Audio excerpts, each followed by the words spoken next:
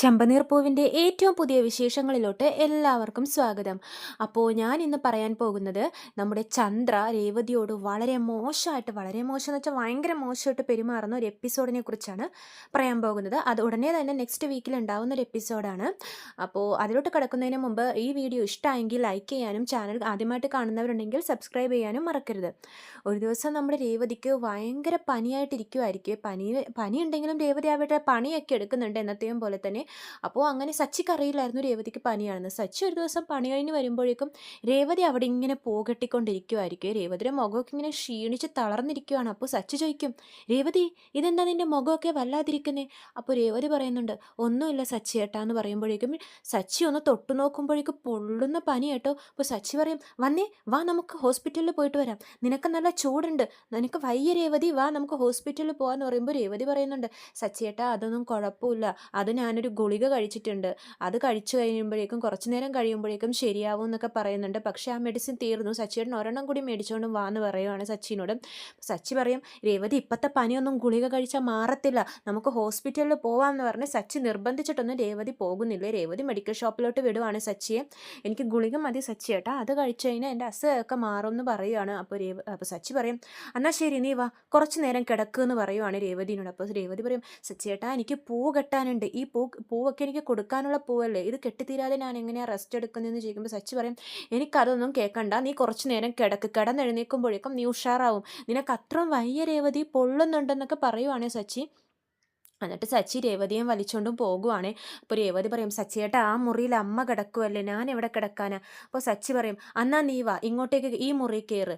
അപ്പോൾ പറയും, സച്ചിയേട്ടാ അതിപ്പോൾ ശ്രുതിയൊക്കെ വന്നു കഴിഞ്ഞാൽ അവർ യൂസ് ചെയ്യില്ലേ എന്ന് പറയുമ്പോഴേക്കും സച്ചി പറയും, അതിന് ഈ ആഴ്ച ഈ മുറി നമുക്ക് ഉപയോഗിക്കാനുള്ളതല്ലേ, നീ കയറി കിടക്ക് രേവതി എന്ന് പറഞ്ഞിട്ട് രേവതിയെ നിർബന്ധിച്ച് മുറി കൊണ്ട് ഇരുത്തിയിട്ട് സച്ചി മരുന്ന് മേടിക്കാൻ വേണ്ടി പോകുവാണേ. രേവതിയാണെങ്കിൽ പനിയാണല്ലോ, കുറേ നേരം കട്ടിൽ ഇങ്ങനെ ഇരുന്ന് കഴിയുമ്പോഴേക്കും ഉറങ്ങിപ്പോകുവാണേ. ഉറങ്ങിയിട്ട് ആ കട്ടിൽ കിടന്ന് അങ്ങനെ ഉറങ്ങുവാണ് നമ്മുടെ ശ്രുതിയുടെയും മുറിയിലൊക്കെ. ആ ടൈമിലാണ് നമ്മുടെ ശ്രുതിയും പണി കഴിഞ്ഞ് വരുന്നത് കേട്ടോ. സച്ചിയില്ല വീട്ടിൽ, സച്ചി മരുന്ന് മേടിക്കാൻ വേണ്ടി പോയിരിക്കുകയാണ്. അപ്പോൾ ശ്രുതി നേരെ മുറിയിലോട്ട് പോകുമ്പോഴേക്കും ഈ രേവതി ഇങ്ങനെ കിടക്കുന്നത് കാണുവേ. ശ്രുതിക്ക് അത് കാണുമ്പോഴേക്കും നല്ല ദേഷ്യം വരുവാണ്. ശ്രുതിനെ വിളിക്കുന്നുണ്ട് ശ്രുതി. അപ്പോൾ തന്നെ, ശ്രുതി നീ ഇത് കണ്ടില്ലേ? അപ്പോൾ ശ്രുതി വന്ന് നോക്കുമ്പോൾ രേവതി കിടക്കുന്നത് കാണുമ്പോൾ ശ്രുതിക്കും ദേഷ്യം വരുന്നുണ്ട്. ഇവളെന്താ ഈ മുറി വന്ന് കിടക്കുന്നത്? ഓ നേരത്തെ തന്നെ വന്ന് സ്ഥലം പിടിച്ചിരിക്കുമായിരിക്കും, ഇവളാള് കൊള്ളാലോ എന്നൊക്കെ പറഞ്ഞിട്ട് അവർ നേരെ ചന്ദ്രയെ വിളിക്കുവാണേ.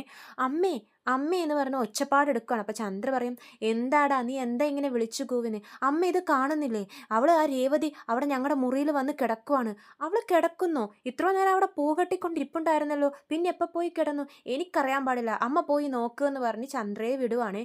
ചന്ദ്ര പോയി മുറി നോക്കുമ്പോൾ രേവതി ഇങ്ങനെ കിടക്കുവാണേ. അപ്പോൾ ചന്ദ്ര പറയുന്നുണ്ട്, ശരിയാണല്ലോ, ഇവളെന്താ ഇങ്ങനെ കിടന്നുകൊണ്ടിരിക്കുന്നത്? അപ്പോൾ ശ്രുതി പറയും, ഞങ്ങൾ എത്തുന്നതിന് മുമ്പ് നേരത്തെ കയറി സ്ഥലം പിടിച്ചതാ അമ്മേ, മുറി വിട്ടു കൊടുക്കാണ്ടിരിക്കാൻ വേണ്ടിയിട്ട്.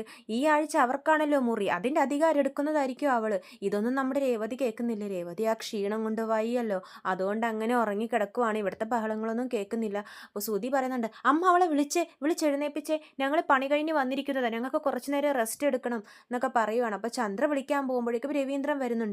എന്താ ചന്ദ്ര ഇവിടെ ബഹളമെന്ന് ചോദിക്കുമ്പോൾ ചന്ദ്ര പറയും, നോക്ക് അവൾ കിടന്നുറങ്ങുന്ന നോക്കി പകൽ സമയത്ത്, നിങ്ങൾ ഇതൊന്നും കാണുന്നില്ലേ, അവളെ വിളിച്ചെഴുന്നേപ്പിക്കട്ടെ. അപ്പോൾ പറയും, ചന്ദ്രേ അവൾക്ക് എന്തെങ്കിലും ഉണ്ടാവും, രേവതി ഈ സമയത്ത് അങ്ങനെ കിടക്കാറില്ലല്ലോ, അപ്പോൾ കിടക്കുന്നുണ്ടെങ്കിൽ എന്തെങ്കിലും കാരണം ഉണ്ടാവും, നീ വെറുതെ അവളെ ശല്യപ്പെടുത്തല്ലേ, ഞാനാ പറയുന്നത്, നീ അവളെ വിളിക്കാൻ നിൽക്കരുതെന്ന് പറഞ്ഞിട്ട് രവീന്ദ്രൻ പോകുക. രവീന്ദ്രൻ്റെ സ്വഭാവം അറിയാലോ, അയാൾ ആ ഒരു വാക്കും പറഞ്ഞിട്ട് അയാൾ പോയി. പക്ഷെ ചന്ദ്ര അവിടെ രവീന്ദ്രൻ്റെ വാക്കിന് വില കൊടുക്കുന്നു. ചന്ദ്രക്ക് രേവതി ഉറങ്ങുന്നത് കണ്ടിട്ട് അങ്ങനെ പിടിക്കുന്നില്ല. ചന്ദ്ര ഒറ്റ തല്ലി വിളിക്കുവാണ് രേവതിയെ, എടി രേവതി എഴുന്നേക്കടി എന്ന് പറയുവാണ്. രേവതി ഞെട്ടി എഴുന്നേക്കും ഉറക്കത്തിന്ന്. എന്താ അമ്മ എന്ന് പറഞ്ഞ് ചാടി എഴുന്നേക്കുമ്പോഴേക്കും, എന്താടി ഇവിടെ കിടന്നുറങ്ങുന്നതെന്ന് ചോദിക്കുമ്പോൾ രേവതി പറയും, അയ്യോ അറിയാതെ ഞാൻ ഉറങ്ങിപ്പോയതാമേ, കുറേ നേരം ഇരുന്നപ്പോഴേക്കും ക്ഷീണം കൊണ്ട് എനിക്ക് നല്ല ചൂടുണ്ടമ്മ, നല്ല പനിയാണെന്ന് പറയുമ്പോഴേക്കും, പനിയോ നിനക്കോ? ഓരോ കള്ളത്തരെടുത്ത് വന്നിരിക്കുക മുറിയിൽ അധികാരം പിടിക്കാൻ വേണ്ടിയിട്ട്. ഈ ആഴ്ച നിങ്ങൾക്കാണല്ലോ ഈ മുറി യൂസ് ചെയ്യാൻ അച്ഛമ്മ പറഞ്ഞിരിക്കുന്നത്, അതുകൊണ്ടല്ലേ നീ കയറി കിടന്നത്, ഇവർ പണി കഴിഞ്ഞ് വന്നേക്കുന്നേക്ക് മുമ്പ്. അപ്പോൾ രേവതി പറയും, "അയ്യോ അങ്ങനെയൊന്നും അല്ല അമ്മേ, ഞാൻ കിടന്നില്ലായിരുന്നു.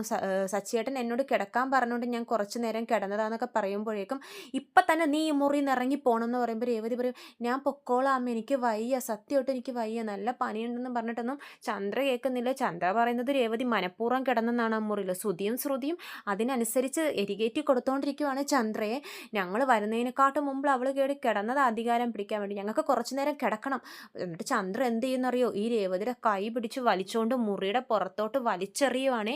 ഇറങ്ങിപ്പോടി ഈ മുറിയെന്ന് പറഞ്ഞിട്ട്. പാവോട്ട് രേവതിക്ക് ഒന്നാണ്ട് വയ്യ.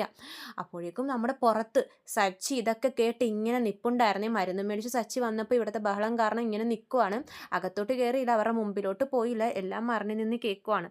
സച്ചിനെ കാണുമ്പോഴേക്കും നമ്മുടെ ചന്ദ്രയുടെ മുഖമൊക്കെ അങ്ങോട്ട് മാറുവേ. കാരണം രേവതിയെ തൊട്ടാൽ സച്ചിക്ക് ദേഷ്യം വരുമെന്ന് അറിയുമല്ലോ. സച്ചി അപ്പം ഇങ്ങനെ നോക്കിക്കൊണ്ടിരിക്കുമ്പോഴേക്കും ചന്ദ്ര ഇങ്ങനെ നിൽക്കും. അപ്പോൾ രവീന്ദ്രൻ വരും ബഹളം കേട്ടിട്ട്.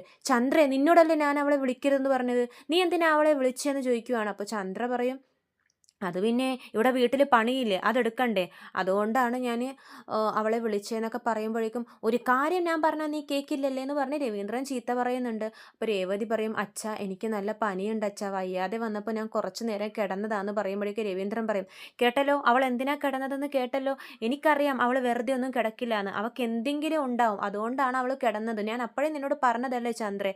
അപ്പോൾ ശ്രുതി പറയും, "വയ്യെങ്കിലും ഞങ്ങളുടെ മുറിയിലാണോ കിടക്കുന്നത്, ആ ഹോളിൽ എങ്ങാനും പോയി കിടന്നൂടെ, ഞങ്ങൾ പണി കഴിഞ്ഞ് അത്രയും ഇതായിട്ട് വന്നതാ, കസ്റ്റമേഴ്സിനോടൊക്കെ സംസാരിച്ചിട്ട് ഞങ്ങൾക്ക് കുറച്ച് നേരം റെസ്റ്റ് എടുക്കണമെന്ന്" പറയുമ്പോൾ സച്ചി പറയും, "എടാ, ഈ മുറി ഒരാഴ്ചത്തേക്ക് ഞങ്ങൾക്ക് വേണ്ടി തന്നിരിക്കുന്നതല്ലേ, രാത്രി മാത്രമല്ല, ഒരാഴ്ച എന്ന് പറഞ്ഞാൽ പകലും നമുക്ക് ഉപയോഗിക്കാം, അതുകൊണ്ട് നീ അതിനെപ്പറ്റി പറയാൻ നിൽക്കണ്ട, ഈ മുറിയിൽ റെസ്റ്റ് എടുക്കാൻ ഈ ആഴ്ച അവകാശമുള്ളത് രേവതിക്കാണെന്ന്" പറയുമ്പോൾ ശ്രുതി പറയും, "അച്ഛാ, ഞങ്ങൾ ഇവരെ പോലെയൊന്നുമല്ല, പണിയെടുത്ത് പുറത്തു നിന്ന് ദേ എന്തോരം കസ്റ്റമേഴ്സിനോട് വായിട്ട് അലച്ചിട്ടാണെന്ന് വന്നിരിക്കുന്നത്, നിങ്ങൾക്കൊന്നും അത് പറഞ്ഞാൽ മനസ്സിലാവില്ല, ബ്രെയിൻ ഉപയോഗിച്ചിട്ടുള്ള പണിയാണ് എൻ്റെ" എന്നൊക്കെ ശ്രുതി പറയുന്നുണ്ട്. അതിൻ്റെ ഇടയിൽ പോകട്ടുന്ന പണിയെപ്പറ്റി പുച്ഛിക്കുന്നുമുണ്ട് ശ്രുതി അതേ സമയത്തിന്.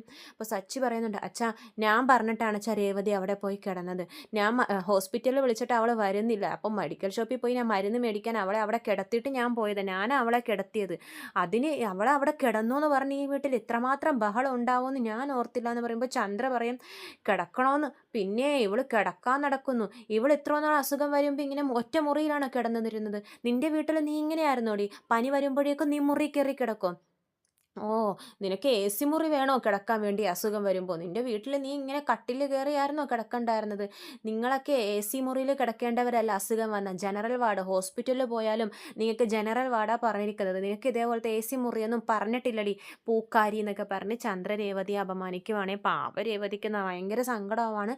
സച്ചിക്ക് ഇത് കേട്ട് ദേഷ്യം വന്നിട്ടില്ലേ, ചന്ദ്രനെ 2-3 ചീത്ത, നല്ല ചീത്ത ചന്ദ്രനെ പറയുന്നുണ്ട്, ചന്ദ്രയെ നല്ലോണം തിരിച്ചു പറയുന്നുണ്ട്. അങ്ങനെ രണ്ടുപേരും അങ്ങോട്ടും ഇങ്ങോട്ടും വാക്തർക്കങ്ങളാകുമ്പോൾ രവീന്ദ്രൻ പറയും, "എടാ സച്ചി, നീ ഒന്ന് നിർത്ത്, അവൾക്ക് നല്ല പനി ഉണ്ടെങ്കിൽ നീ അവളെ ഇങ്ങോട്ട് ഹോസ്പിറ്റലിൽ പോകുമെന്ന്" പറഞ്ഞിട്ട് സച്ചിയെ നിർബന്ധിച്ച് ആ പ്രശ്നം ഒഴിവാപ്പിക്കാൻ വേണ്ടി സച്ചി രേവതിയെയും കൂട്ടി ഹോസ്പിറ്റലിൽ പോവുകയാണെ രവീന്ദ്രൻ്റെ നിർദ്ദേശപ്രകാരം. പക്ഷെ ചന്ദ്ര ചെയ്തത് എന്തായാലും ഭയങ്കര മോശമായി പോയി. വയ്യാത്ത ഒരാളെയാണ് മുറിയിൽ നിന്ന് എഴുന്നേൽപ്പിച്ച് വിട്ടിരിക്കുന്നത്. അപ്പോൾ ഇതൊക്കെയാണ് ചെമ്പനീർ പൂവിൻ്റെ ഏറ്റവും പുതിയ വിശേഷങ്ങൾ. കൂടുതൽ വിശേഷങ്ങൾ ഞാൻ എൻ്റെ ചാനലിലൂടെ അപ്ലോഡ് ചെയ്യുന്നതാണ്. ചാനൽ സബ്സ്ക്രൈബ് ചെയ്യാത്തവരുണ്ടെങ്കിൽ സബ്സ്ക്രൈബ് ചെയ്യണം. വീഡിയോ ഇഷ്ടമായെങ്കിൽ ലൈക്ക് ചെയ്യാനും മറക്കരുതേ. എല്ലാവർക്കും നന്ദി.